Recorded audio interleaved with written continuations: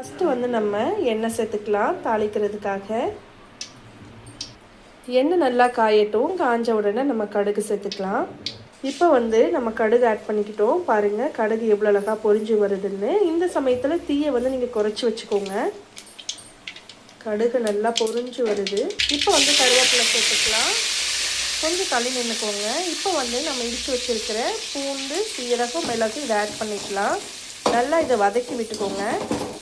இப்போ வந்து காஞ்ச மிளகாய் சேர்த்துக்கலாம். இப்போயும் நல்லா கலரி விட்டுக்கோங்க. இந்த காஞ்ச மிளகாய் வந்து நீங்கள் எண்ணெயோடையே கூட சேர்த்துக்கலாம். இது கொஞ்சம் தீஞ்சு வந்தாலுமே உங்களுக்கு ரசம் நல்லாவே இருக்கும்.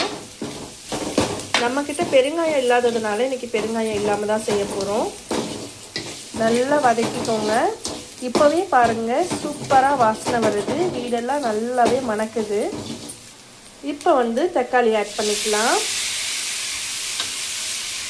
நம்ம புளி, தக்காளி இதெல்லாமே நம்ம கரைச்சும் சேர்த்துக்கலாம். இந்த மாதிரி நம்ம வதக்கியும் செய்யலாம். நீங்கள் வதக்கி செய்யும்போது இந்த இந்த இந்த ரசம் வந்து ரொம்பவே ஒரு மாதிரி டேஸ்ட் கொடுக்குங்க. சூப்பராகவும் இருக்கும். இந்த மாதிரி நீங்கள் வீட்டில் செஞ்சு பாருங்கள். இப்போது தக்காளி கொஞ்சம் வதங்குறதுக்காக நம்ம உப்பு சேர்த்துக்கலாம். இன்னொன்று வந்து ரசம் வைக்கணுன்னா நல்லா பழுத்த தக்காளியாக நீங்கள் எடுத்துக்கிட்டிங்கன்னா ரொம்பவே சூப்பராக இருக்குங்க ரசம். அதே மாதிரி சீக்கிரமாகவும் வதங்கும். நல்லா பழுத்த தக்காளியாக எடுத்துக்கிட்டிங்கன்னா ரசத்துக்கு பொறுத்த வரைக்கும் நல்ல பழுத்த தக்காளியாக எடுத்துக்கோங்க. பக்கம் வந்து சூடாக நம்ம சாதம் சுட சுட வடித்து வச்சாச்சு. இந்த தக்காளி வதங்கிறதுக்குள்ளே நம்ம புளியை கரைச்சி எடுத்துக்கலாம். லாஸ்ட்டாக தான் கொத்தமல்லி போடுவாங்க. இப்போ கொஞ்சம் வாசத்துக்கு ஒரு கொஞ்சமாக கிள்ளி போட்டுட்டு லாஸ்ட்டாக ஒரு கொஞ்சமாக கிள்ளி போட்டுக்கலாம். இப்போ இதையே நல்லா கலரி விட்டுக்கலாம். பாருங்கள் ஃப்ரெண்ட்ஸ், இப்போ வந்து தக்காளி எல்லாமே நல்லா வதங்கி வந்திருக்கு. நல்ல ஒரு வாசமாக இருக்குது. வீடே சூப்பராக இருக்குது ஃப்ரெண்ட்ஸ்.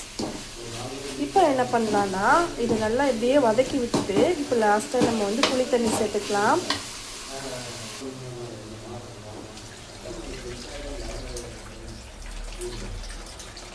இப்போது புளி தண்ணி நம்ம கரைச்சி சேர்த்துக்கிறோம்.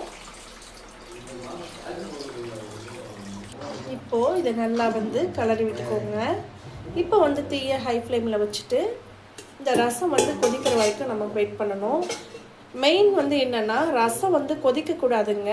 அந்த நுரையாக பொங்கி வருது இல்லைங்களா, அந்த சமயத்தில் நம்ம ஆஃப் பண்ணிக்கணும். இப்போ வந்து ஒரு கொஞ்சமாக ஒரு அரை கரண்டி வந்து நம்ம மஞ்சள் தூள் ஆட் பண்ணிக்கலாம்.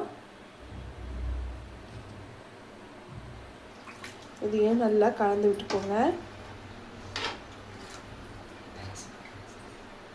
இந்த ரசம் வந்து